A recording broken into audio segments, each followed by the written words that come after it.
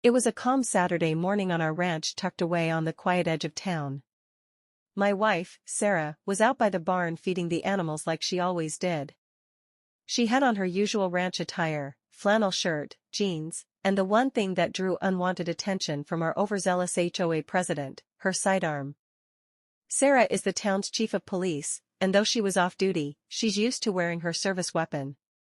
Out here, carrying a firearm isn't unusual, it's part of ranch life. We deal with coyotes, the occasional trespasser, and all sorts of unexpected situations, but to the self-important president of our HOA, it was apparently a scandal. From her porch across the street, she'd been watching Sarah work.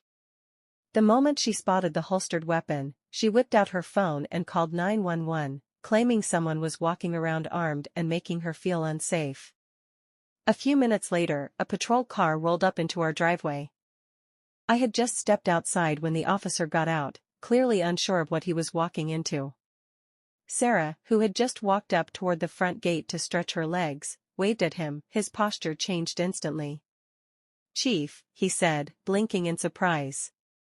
The HOA president stood nearby, lips tight, eyes wide, clearly not expecting that the suspicious woman was actually the chief of police. Sarah strolled over and calmly said, "I think there's been a little confusion." The officer gave an awkward smile and nodded. "Everything's fine here, ma'am. Carrying a firearm on your own property is perfectly legal, and especially not an issue when it's Chief Sarah." You could see the color drain from the HOA president's face.